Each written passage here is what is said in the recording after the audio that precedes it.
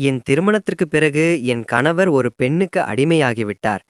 அவர் லட்சக்கணக்கான மதிப்புள்ள சொத்தை வீணடித்து இறுதியில் பைத்தியமாகிவிட்டார். பின்னர் அவர் எங்கே சென்றார் என்று யாருக்கும் தெரியாது. நான் தெருக்களில் விடப்பட்டேன். அவர் வசித்த வீட்டையும் விற்றுவிட்டார். நான் வீடற்றவளாகிவிட்டேன்.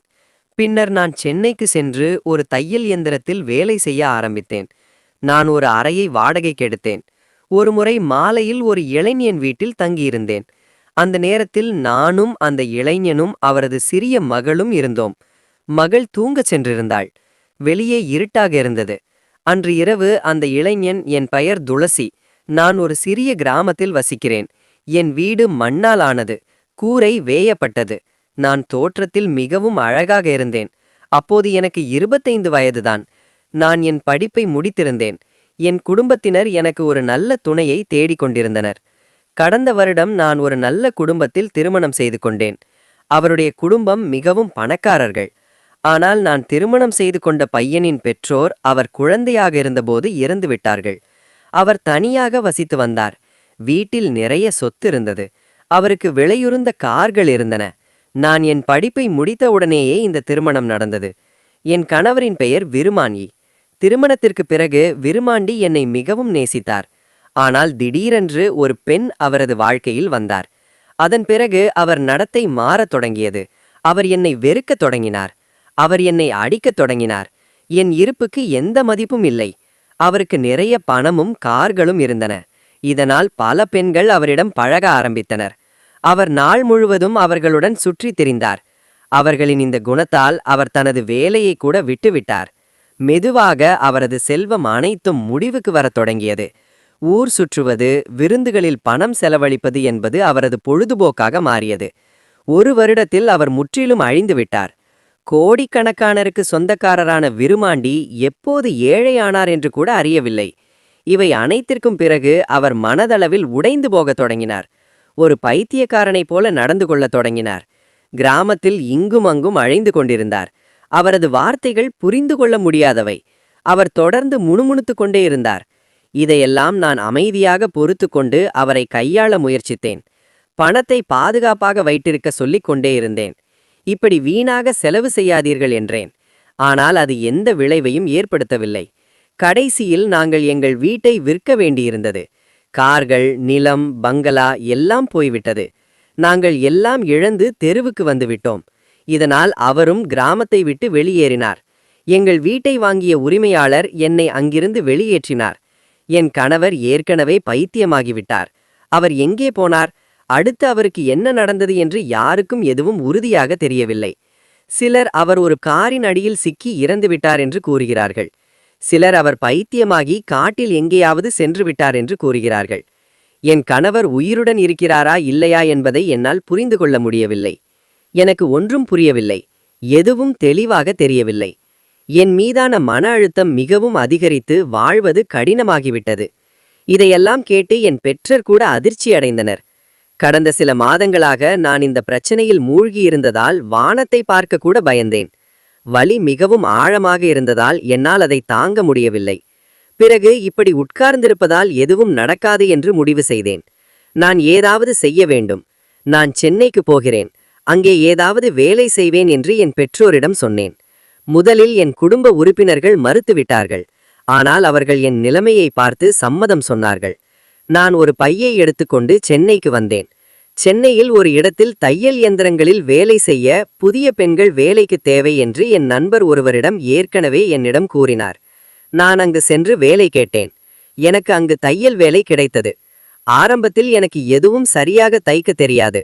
சட்டைகளில் பட்டன் போடுவது, லேஸ்கள் வைப்பது போன்ற சிறிய வேலைகள் எனக்கு கிடைத்தன. பின்னர் மெதுவாக அவர்கள் எனக்கு இயந்திரத்தை கற்றுக் கொடுக்க தொடங்கினார்கள். நான் கற்றுக்கொள்ள ஆரம்பித்தேன். சொல்வது எளிது, ஆனால் உண்மையில் இயந்திரத்தை கற்றுக்கொள்வது மிகவும் கடினமாக இருந்தது. ஆனாலும் நான் தைரியத்தை இழக்கவில்லை. சில மாதங்களுக்குள் நான் இயந்திரத்தில் நன்றாக வேலை செய்ய தொடங்கினேன். நான் பெண்களுக்கான ஆடைகள் போன்றவற்றை தைக்க தொடங்கினேன். பின்னர் நானே நிச்சயமாக எனக்கென ஒரு தையல் மிஷின் வாங்க வேண்டும் என்று முடிவு செய்தேன். சென்னையில் ஒரு சிறிய அறையை வாடகைக்கு எடுத்து அங்கே தனியாக வசித்து வந்தேன். கொஞ்சம் பணத்தை சேமித்து அந்த பணத்தில் ஒரு தையல் மிஷின் வாங்கினேன். பின்னர் நானே பெண்களுக்கான ஆடைகளை தைக்க தொடங்கினேன். அக்கம்பக்கத்தில் இருந்த பெண்கள் வரத் தொடங்கினர். படிப்படியாக அதிகமான பெண்கள் தங்கள் ஆடைகளை தைக்க வரத் தொடங்கினர். என் வேலை அதிகரிக்கத் தொடங்கியது. ஒரு நாள் ஒரு இளைஞன் ஒரு அழகான பெண்ணுடன் என்னிடம் வந்தான். அவளுக்கு சுமார் 8 வயது இருக்கும். அந்த இளைஞன் இந்த மகளுக்கு ஒரு சிறிய ஆடையை தைக்க விரும்புகிறேன் என்றான். அந்த இளைஞன் மிகவும் அழகாக தெரிந்தான். அநேகமாக அவன் ஒரு ஏழை குடும்பத்தை சேர்ந்தவன். நான் அந்த பெண்ணின் அளவை அளந்து எடுத்துட்டு என்ன மாதிரியான ட்ரெஸ் தைக்கணும்னு கேட்டேன். அவன் உங்களுக்கு பிடிச்ச மாதிரி தைத்து கொடுங்கள் என்றான். நான் அந்த பெண்ணோட பெயரை கேட்டேன். அவள் என் பெரு ரோசின்னு சொன்னாள். அந்த இளைஞன் இதையெல்லாம் கேட்டுக்கிட்டு இருந்தான். அவன் உன்னை இங்க சில மாசமா பாத்துக்கிட்டு இருக்கேன்னு கேட்டான். நீ புதுசா வந்திருக்கியான்னு கேட்டான். நான் ஆமாம், நான் சில மாசத்துக்கு முன்னாடி சென்னை வந்து விட்டேன் என்று சொன்னேன்.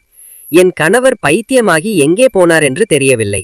அவர் உயிருடன் இருக்கிறாரா இல்லையா என்று தெரியவில்லை என்றேன்.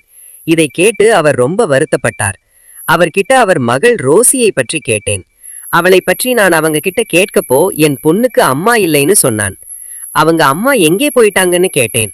என் மனைவிக்கு திருமணத்துக்கு முன்னாடி ஒரு ஆணோட காதல் இருந்துச்சு என்றான். குடும்ப உறுப்பினர்கள் எங்களுக்கு கல்யாணம் பண்ணி வச்சிருக்காங்க. ஒரு நாள் அவங்களும் அவங்க காதலரும் போனில் பேசி இந்த அப்பாவி குழந்தையை விட்டுட்டு ஓடி போயிட்டாங்க. இதை கேட்டதும் எனக்கு ரொம்ப வருத்தமா இருந்துச்சு. அவங்க சொந்த குழந்தையை கூட விட்டுட்டு போறாங்க. தன் வாழ்க்கையையே தங்கள் சொந்தமாக கருதி வாழ முடிவு செய்தவனை அவர்கள் பொருட்படவே இல்லை. இதை நினைத்து நான் மிகவும் வருத்தப்பட்டேன். அந்த சின்ன பெண்ணை என் அருகில் அழைத்தேன். அவள் முகத்தை பார்த்து வீட்டிலிருந்த சாக்லேட்டை அவளுக்கு கொடுத்தேன். அவள் மிகவும் மகிழ்ச்சி அடைந்தாள். நான் அவளுடைய அளவுகளை எடுத்து அந்த இளைஞனிடம் 3 நாட்களில் நான் அந்த ஆடையை தயார் செய்து தருகிறேன் என்று சொன்னேன். அவன் சரி என்று சொல்லிவிட்டு கிளம்பும்போது என்னை ஒருமுறை பார்த்தான். எனக்கு அவனை மிகவும் பிடித்திருந்தது. அந்த பெண் ரோசி இன்னும் அழகாக இருந்தது. 2 நாட்களாக நான் அந்த இளைஞனை பற்றியும் அந்த பெண்ணை பற்றியும் யோசித்துக் கொண்டிருந்தேன். எனக்கும் ஒரு மகள் இருந்திருந்தால், என் கணவர் சரியாக நடந்து கொண்டிருந்தால் எனக்கும் குழந்தை இருந்திருக்கும் என்ற எண்ணம் என் மனதில் தோன்றியது. இதையெல்லாம் நினைத்து என் கண்களில் கண்ணீர் வந்தது. நான் பெண்ணுக்காக ஒரு அழகான ஆடை தைத்தேன். 3வது நாள் நான் அவனுக்காக காத்திருந்தேன். திடீரென்று என் கதவை யாரோ தட்டும் சத்தம் கேட்டது. நான் கதவை திறந்தேன். அதே பெண்ணும் அவளுடைய அப்பாவும் முன்னால் நின்று கொண்டிருந்தார்கள். நான் அவர்களை உள்ளே அழைத்தேன். தரையில் ஒரு பாயை விரித்தேன். குடிக்க தண்ணீர் கொடுத்து உட்காருங்கள் என்று சொன்னேன். நான் அவர்களுக்கு தேநீர் கொடுத்தேன். தேநீர் குடிக்கும்போது அந்த இளைஞனன் என்னை ரகசியமாக பார்த்து கொண்டிருந்தான். நான் உள்ளே வந்து தையல் இயந்திரத்திலிருந்து அந்த பெண்ணின் தயாராக இருந்த ஆடையை கொண்டு வந்தேன். நான் அந்த ஆடையை அவருக்கு காட்டியபோது அதை பார்த்து அவர் ஆச்சரியப்பட்டார். ஏனென்றால் நான் நிறைய கடின உழைப்பால் மிகவும் அழகாக தைத்தேன். அவருக்கு அது மிகவும் பிடித்திருந்தது. நான் அந்த பெண்ணிடம், ரோசி உள்ளே வா, புதிய ஆடை போட்டுப்பார் என்றேன். அந்த பெண் புதிய ஆடையை போட்டுக்கிட்டு வெளியே வந்து அதை அவளுடைய அப்பாவிடம் காட்டும்போது அவருடைய கண்கள் மகிழ்ச்சியில் கண்ணீரால் நிரம்பியன. அந்த ட்ரெஸ் அவளுக்கு மிகவும் பொருத்தமாக இருந்தது. அவரது கண்களில் கண்ணீரை பார்த்து என் கண்களும் கண்ணீரால் நிரம்பியிருந்தன. அவர் தனது மகளை பிடித்து, அவளுடைய தாயின் மரணத்திற்கு பிறகு நான் நிறைய கஷ்டப்பட்டேன் என்று கூறினார். எனக்கும் ரொம்ப வலிக்குது. 2 பேருக்கும் ஒரே மாதிரி கஷ்டமாயிருக்கும்னு சொன்னேன். அப்புறம் எவ்வளவு காசு வேணும்னு கேட்டாரு. நான் அப்படியே இருக்கட்டும், எனக்கு பணம் தராதேன்னு சொன்னேன். ஆனா அவர் என் பேச்சை கேட்கல. எவ்வளவு காசு வேணும்னு சொல்லு என்றார். அவர் எனக்கு பணம் கொடுக்க ஆரம்பித்தார். ஆனால் நான் பணத்தை வாங்க மறுத்து அப்படியே இருக்கட்டும்னு சொன்னேன். அவர் எனக்கு நன்றி சொல்லிட்டு போக ஆரம்பித்தார். கிளம்பும்போது மறுபடியும் என்னை பார்த்து ஒரு சின்னதா புன்னகைத்தார். இப்படியே சில நாட்கள் கழிஞ்சது. ஒரு நாள் நான் மார்க்கெட்டிலிருந்து காய்கறிகள் வாங்க போயிருந்தேன். திடீர்னு ஒரு கார் என் மேல மோதிச்சு. மக்கள் காரை பிடிப்பதற்கு முன்னாடி அந்த கார் அங்கிருந்து ஓடிடுச்சு. அந்த கார் மோதலின் வேகம் அதிகமாக இருந்ததால் நான் மயக்கம் போட்டு விழுந்துட்டேன். என் காலும் காயமாயிடுச்சு. நான் சுயநினைவு திரும்பியபோது நான் மருத்துவமனையில் இருந்தேன். அந்த பெண் ரோசியும் அவளுடைய தந்தையும் என் அருகில் அமர்ந்திருந்தனர். அவர்களை பார்த்தபோது எனக்கு ஆச்சரியமாக இருந்தது. நான் எழுந்திருக்க முயற்சித்தேன். ஆனால் என் காலில் ஏற்பட்ட எலும்பு முறிவு காரணமாக என்னால் அதிகமாக நகர முடியவில்லை. நான் உட்கார்ந்து வலியால் லேசாக கத்தினேன். அவர் என்னை அமைதிப்படுத்தி, கவலைப்படாதே என்றார். உங்கள் காலில் லேசாக எலும்பு முறிவு ஏற்பட்டுள்ளது. ஆனால் அது விரைவில் குணமாகும். எல்லாவற்றையும் நாங்கள் பார்த்து கொள்வோம். என் கண்களில் கண்ணீர் வழிந்தது. நான் சந்தித்த எல்லா பிரச்சனைகளையும் நினைவு கூர்ந்தேன்.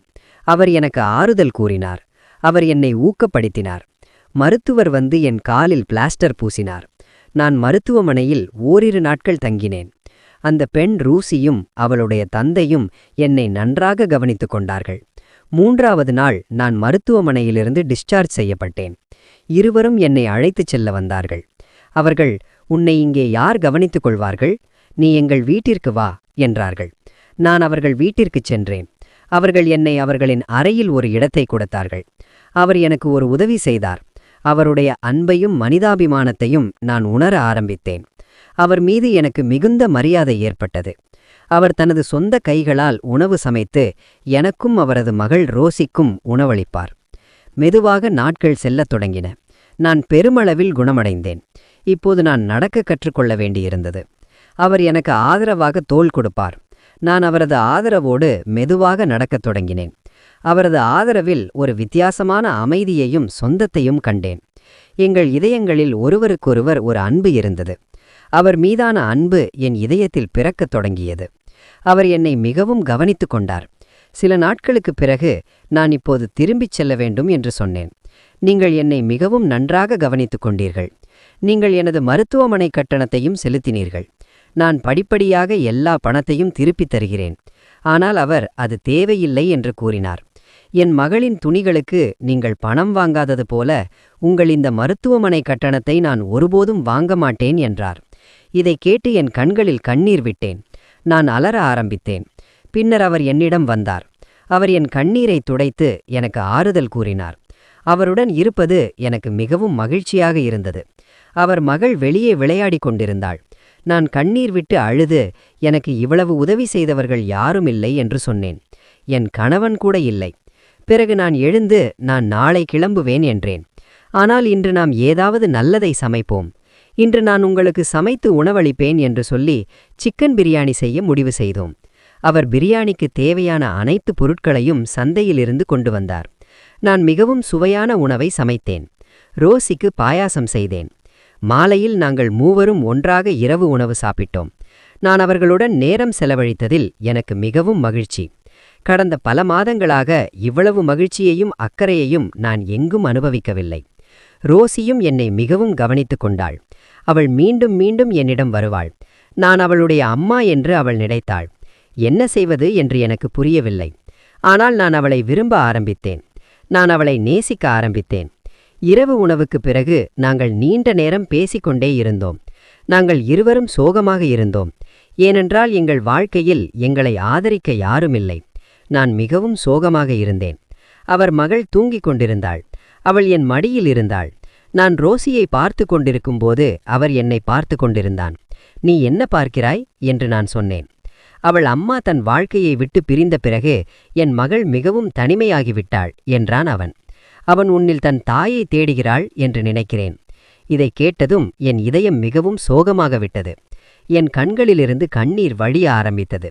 நான் அவனிடம், நான் அவளுடைய அம்மாவானால் நீ ஒப்புக்கொள்வாயா என்று கேட்டேன். இதைக் கேட்டு அவன் ஆச்சரியப்பட்டான். அவன் என்னிடம் வந்தான். அவர் என் கையை கையில் எடுத்தான். அவர் எனக்கு சம்மதம் என்றார். அவரும் நானும் வீட்டிற்கு வெளியே ஒரு சிறிய நடைப்பயணம் சென்றோம். எங்கள் கைகள் ஒருவருக்கொருவர் கைகளில் இருந்தன. அவன் சொன்னான், நீ என் வாழ்க்கையில் வந்ததால் என் வாழ்க்கை தங்கத்தை விட விலைமதிப்பற்றதாக மாறும். என் மகளுக்கு ஒரு தாய் கிடைப்பாள். எனக்கு ஒரு நல்ல மனைவி, அழகான, புத்திசாலி மற்றும் என்னை ஏற்றுக்கொள்ளும் நபர் கிடைப்பார்.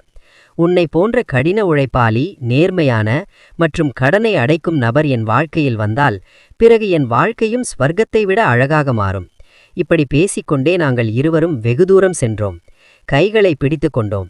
நில ஒளியில் ஒருவருக்கொருவர் கண்களை பார்த்து மெதுவாக வீடு திரும்பினோம். அந்த அன்பு எங்கள் வாழ்க்கையில் இதுவரை கிடைக்காத மகிழ்ச்சியையும் அளித்தது.